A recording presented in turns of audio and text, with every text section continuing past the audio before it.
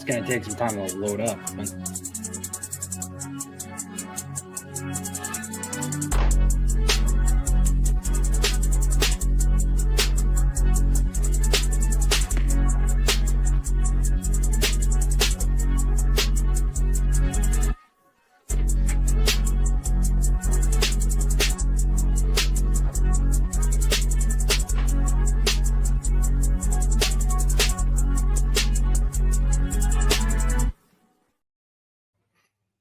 Episode 169, The Return. We're back. We've got Coach, we've got Nick, got me. 2025 season is vastly approaching, and it's been a long time. How are we doing, boys? It's been so long. It's been so long. But it's good to be back. Obviously, it's not like we've not talked to each other in the last 7 months, but or 6 months, however long it's been. But it's good to be back, man. We love doing this, and it's what makes it, I think, even more exciting is that we're that much closer to football. It's like we can taste it. Obviously, we got preseason, but regular season's right around the corner, so it's exciting. Right. September 5th is vastly approaching. So. Right. And preseason is like a little taste, but it's really not the same as no, not at all. That week one feeling. So we can get excited for it, but I still don't put a lot of stock into it. So yes. Nick, how we doing, buddy? Week zero college football starts next week. So I don't know if you guys are big college football fans, but we're almost there. UConn? Yeah, no, well, college football's fun. Yeah, we get to see we get to preview the next top 5 pick the Raiders get. So well, because I look forward to the draft in August. Yeah. College football's gotten more exciting for college me. Guy. Yep. Right. This is the most optimistic I've gotten since let's see, they got rid of Derek Carr probably. So yes, and I remember that. So it's always exciting to see you optimistic, and then 2 weeks later you're in the shitter again. The light fade out of his eyes. Yeah. Yep. Right. It's like a slow death. It's cool. Yeah, I think last year by week 4, I was like, well, season is done. Time for the draft. Yep. Here we go. So, yep. But we got Geno Smith. It's not Gardner Still had that Minshew. Ravens It's not game, Jimmy though. Garoppolo. Yeah, that week 3. So that was week 3, and then we played the Panthers the week after we lost. So that was week 4. You're right. Yeah. Yep, you nailed it. Nope, got it there. So, Coach, why don't you start with what's going on with the Chiefs training camp? Preseason. So the Chiefs. We obviously just had another preseason game last night. We lost. I believe it was 33-16. We had Sky Moore redeemed himself after dropping 2 punts and actually returned a kick for a touchdown, which was good. I don't know if Sky makes the team. Marquez Thornton, who we picked up from the Patriots, has looked really good in camp. So it is Jalen Royals, who's a pick we got in the 4th round at Utah State, who I was ecstatic for. Another great pick by Mr. Veach, and a great value, and I think someone that can contribute to the team. I think for me, was he the one that the video came out that Mahomes was yelling at in practice for dropping a ball? Was it that one? That might have been them. I'm not 1,000% sure. I'm aware of what video you're talking about, but it very well could be. I don't want to say or not because I honestly don't know. I just didn't recognize him, to be fully transparent, because he was yelling at him. Obviously, he's playing with Mahomes, so he's got to be playing with the first team some. I was like, who the hell is that guy? Yeah, but look, from what I can tell, I'm not checking hourly like I was at one point in life as far as how camp goes, but it seems like everything's moving along well. I mean, Robert Tonyan has looked really great, which gives us 4 solid tight ends with Kelsey, Noah Gray, Jerry Wiley, and Tonyan. So it's going to be interesting to see if we're going to keep all 4 of them when cuts come, or what happens. Jerry Wiley was I believe he's a 4th round pick last year who had a lot of similarities to Kelsey. He just got hurt. So this is the first time we're really getting to see him play. He's looked really well. And then Noah Gray is definitely is elevating his game, and I think he's going to get more reps, because I think you kind of got to save Kelsey. He's going to be 36. You kind of got to save him for potentially the playoffs, end of the season. He'll still play, but you're going to give him less reps just to keep him fresh. Simmons has looked great. He's the 31st pick in the draft. Without injuries, he's easily a top 10 pick. Ohio State has produced a multitude of great offensive linemen. I don't know if Simmons is going to be the next Orlando Pace. We can hope so, but we can also agree that Mahomes has never really had an elite left tackle. He's had solid ones, but I believe Simmons can, he's a rookie, but I think he can become elite. And that's a huge piece. Like we always talk about, left tackle, cornerback, quarterback are essential for any team success. I believe to long-term. So I'm happy with what I've seen so far. Brashard Smith's looked great. He was undrafted at SMU, he was a running back, wide receiver, that X factor, that guy that, Andy Reid's going to come up with some crazy stuff for him to do, and I think he'll make the team. So, yeah, I'm happy so far. We're 0-2 in the preseason. I don't put a lot behind that. Mahomes has played maybe I think he won when he had I think he played maybe one set of downs or one whatever you want to call it. Can't think right now. I'm just out mowing the lawn. Missouri, it is so friggin' hot. It's stupid. I told you. Yeah, I was just telling Brendan how hot it was out there. Yeah, it's Satan's asshole up here. So I'm happy with the Chiefs how they look so far. September 5th we go to Brazil, which I don't love because I just feel like that never works out. It's stupid. It's stupid. The whole go to nothing against these other countries or anything like that, but the feel it gives me the heebie-jeebies. That's not week 1, is it? That's week 1. That's the opening game Thursday night. Against who's it against again? The Chargers. It's like a home game for the Chargers, which sucks for them, but no one goes to their games. Well, I mean, it's no different than a home game. Yeah, it's gonna be it'll be no different than if it was in LA. But I just with the travel and just Brazil, not really being a safe space. All these guys are saying I'm just gonna stay in my hotel and play PlayStation and Xbox, which isn't necessarily a bad thing. But I'm happy with what I've seen so far. And we, like I said, September 5th it starts, and we gotta redeem ourselves after that shellacking in the Super Bowl. Honestly, all three of our teams are in a different spot, obviously. So, the Chiefs right now are where the 2012 to 2015 Broncos were. Nothing matters until the postseason. Preseason doesn't matter. Most of the regular season doesn't matter. You're going to make the playoffs. The only thing that matters is what happens in the playoffs. That's exactly the same spot they were in with Peyton Manning. The Raiders, on the other end, everything matters. Trying to get the roster together. Obviously, there's no quarterback competition or anything, but all those reps matter because it's Geno Smith. Not that he's bad. I like Geno, but middle of the pack. It's not right. elite. It's not like Lamar Jackson. And the Broncos are in the same spot. All this stuff, all this chemistry stuff matters. The Chiefs just aren't there. So training camp, because you said you're not as locked in as you used to be, but you don't really have to be. Mahomes' stats in training camp don't matter. Nothing matters until the postseason for you guys. No, I think Mahomes threw 2 picks first game, but who cares? Yeah. It's preseason. Right. If you're freaking out about that, I still remember Jamar Chase couldn't catch a ball in preseason. This is his rookie year. Look at him now. Remember they said it was the stripes on the ball? They said the stripes on the ball ruined his NFL career, or the lack of stripes, I guess. Right. Yeah, it worked out. Yeah, so it's like I said, I'm happy, and it's exciting to see Simmons there. He's looked really good, which is it's crazy to say. For me, it's not necessarily exciting unless you're probably someone who's played offensive line to watch an offensive lineman play, because there's a lot of nuances that we just don't pick up on as far as coverage, dropping back, and all this other stuff. But Simmons looks really good and solid. And Juwan Taylor, I think, has been hurt. So is that Jalen Moore going to slide over to right tackle? Is he going to play guard? I guess trying to figure out the rest of the offensive line is going to be key with Joe Thuney leaving. But we'll get it figured out. We obviously have one of the best centers in the game, and we'll be fine. So it's just I'm just ready to go. I'm ready to go. Ready to rock. Yeah. Well, I suppose I should fix what I said. I said nothing matters. Injuries. Oh yeah, obviously injuries. Getting out healthy. That goes getting out healthy. That's the only thing you can check every day at training camp. Check everybody's Twitter. Make sure nobody got hurt. Yeah, the injuries are the key right there. But so on the topic of really not caring about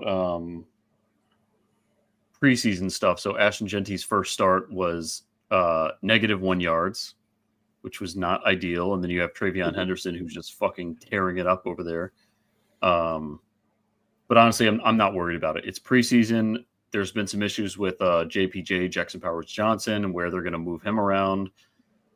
He's been mixing up at right guard. He's not starting at center. Some issues there, but I'm just going to wait till week one. Same thing. When Josh McDaniels took over, they went 4-0 in preseason. We all know how that ended up. Yep. So, and then just a couple names to watch. So we drafted Jack Beck from TCU in the second round. Dante Thornton from Tennessee, who we got in the third, I believe. Guy's like 6'4", runs a 4.3, is absolutely tearing it up. So that's for all you fantasy buffs out there. That's a name I would look out for. Thornton is going to be solid. He's been lighting it up in camp, and Gino and him are doing well. So they've said that Aiden O'Connell could be on the trade block. Cam Miller, that quarterback we drafted late, that apparently Brady picked out, looked pretty good in preseason. But like we said, it's preseason, so. We play the Niners today in preseason. We'll see how that goes. They had interweek practice against the Niners. Bosa didn't really play, but I guess they held up pretty well against that defensive line. But once again, I'm not going to play. I need to see them on the field, all the starters for 4 quarters, week one, and then we'll kind of see what happens. But so far, I'm liking the Pete Carroll stuff. Like he's out there wearing receiving gloves every day. He's pushing around Max Crosby, like he's a coach's or he's a player's coach. So I like the trend we're going in. We'll see if I give up on the season by week 4 like last year, but it's not looking bad so far. What did you think about Antonio Pierce coming to Chiefs camp? Or in a Chiefs Oh, I was physically ill because he was like so, as you know, he was so anti-Chiefs, talking shit, smoking cigars, all that stuff, and I'm like, dude. And then you just, of all the teams, 31 other teams to pick from, and that's who gives you a shot. I mean, he's a great defensive coach, and I thought he was decent as a head coach. It just, the rah-rah didn't work out when it came to the X's and O's. So, but yes, that made me physically ill because I liked him. I liked him too. But Pete Carroll is a proven winner, so I'll take him. And side note, anyone listening, drop comments. I'll read them out loud if they're not offensive to a degree, and we'll go from there. But yeah, so far, they can be offensive towards us. Offensive towards us, fine. Just no racial stuff. Few of you have gotten carried away with that, and I refuse to read those out loud because we don't want to get canceled. So there we go. But yeah, I'm optimistic about the Raiders. I'm hoping the Chiefs have a huge drop. I say that every year, and they never do. So Rich Eisen believes we're going to go 15-2. So that's good old Rich Eisen. And I like Rich Eisen too. That sucks. I saw a graph of every team's best potential season and worst potential season, and they were all 0-17 or 17-0. That gave me a pretty good chuckle. Yeah. Well, while we're still on the AFC West subject, Nick, I've seen some scary things about the Broncos defense, like scary for me and Coach, that the defense looks outrageous. Yeah, that's where I was going to start. It seems like they've. Where's your other hand, Nick? Do what? Nothing. I said, where's your other hand? My hands? You're talking about their defense. Oh, no, yeah. The problem is you don't want to say go into the season expecting an all-time great defense because you're likely just going to be disappointed. Even if they end up being the best defense in the league, you could still be disappointed with how they turn out. So the problem is Pat Surtain, the best defensive player in the game, has said that they could be a historically good defense. And they, so far in training camp, they've proved it. Nick Bonito looks better. Jonathan Cooper, our other edge rusher, who quietly had like 10 sacks last year across from him, looks better. The defensive line won't let the offense get going at all, which makes me a little nervous for the offense, but you got to go up against that defense every day in camp. So like most days, the defense has kind of dominated them, but how do you really judge it if you're going up against that defense? Right. We obviously upgraded Dre Greenlaw. Hopefully he can stay healthy, which he's already having trouble doing, which sucks. Sounds like he'll be back. It shouldn't be a huge deal. Talanoa Hufanga, added him in the secondary too. He's been healthy so far. It's hard not to see every game as a potential win with that defense because it's so good. But you just never know. obviously we drafted Jahdae Barron with our first round pick, which nobody saw coming because the defense was already great. And it sounds like he's still kind of in a battle, and I'm sure they'll end up using 4 corners a lot because that's just the NFL that they play in now. But like we had Jaquan McMillan already for a slot, and he's been really good. He's been burned a couple times. Who hasn't? But like Riley Moss, other than the Bengals game when he was coming back from being hurt, he looked really good last year. So the Jahdae Barron pick didn't make a ton of sense, but again, it does just elevate that defense again. Well, you can just stack 2 elite corners on each side. I mean, why not? And I mean, he's been getting rave reviews in training camp, which I hate. But yeah, no. So I and a lot of it at first was like, oh, they're not talking about Jahdae. They're not talking about Jahdae. It's like that's kind of what you want with a corner. If they're being talked about, usually it's not great. Well, that's like Cam Ward. The media is silent about Cam Ward because he's killing it. Yeah, just let him do his thing. Right. And that's a lot of times, which this, I guess, goes a little more statistical, but like Pat Surtain almost never leads in picks. You know why? Because nobody's throwing to him because you know better. Let's go offense because offense is always more fun, right? Bo Nix has looked good. He's had a couple struggle days, but he's still a second-year quarterback. He's not going to be perfect. Right. I kind of like taking some chances in practice, especially against this defense, kind of see what you can get away with. Because if you can figure out stuff you can get away with against this defense, chances are you can get away with it against most defenses. So I don't mind. He's been fine. Same thing with the preseason. Did he look fantastic? No, but whatever. The main concern, did you guys see the play where they ended up taking the safety because he threw the ball away? You guys know the play I'm talking about? Yeah, we know exactly what you're talking about. If I'm him, and I don't know this, but Sean Payton probably told him, do not get hit in this game, throw the ball away. Right. So who cares? Like, it's preseason. Because he didn't make those decisions last year. If he was making them constantly last year, and then you see it again in this preseason, it's like, all right, well, that's not great. But I'm not worried about him at all. 0%. No. And I think I don't know if they're that good, but you have a similar dynamic with like when Russell Wilson had the Legion of Boom, when the Ravens in the early 2000s had the Ray Lewis group and all that. Like 50 touchdowns and 5,000 yards. His defense is going to turn it up for him. Yeah, exactly. Yeah, I would genuinely say if they could score, gosh, I mean, this is just going to set the bar high. If you could score over 20 points every week, you've got a pretty good shot to win with the defense. Now, against the Mahomes, against the Ravens, you may have to bump that number up a little bit. But, I mean, it's just going to be hard to score on the defense. Again, in theory. Yeah. Well, obviously, you just never know until they hit the field. But there's a couple like NFC teams that you can't only do 20 points. Like you play the Pack. I don't know the Broncos schedule, but you play like the Packers or the Lions or the Bengals. Like you're going to have to elevate that. Yeah, right. And we do play the Bengals, I know for sure, which last year was one of the best NFL games all year, was the Broncos-Bengals one there on I think it was like a Saturday night because it was near the end of the season, that shootout into overtime. Yep. Which one of you, Coach, I think it was you, were you high on Troy Franklin? Was it you? Oh, yeah, Coach wanted Troy Franklin bad, Franklin guy out of Oregon. Yeah, I thought he was... So last year, the reports were literally, this is one of the worst training camps we've ever seen somebody have. Like, legitimately that bad. Like, they were talking, I don't think he's going to get cut, but, like, it looks like he's trying to get cut.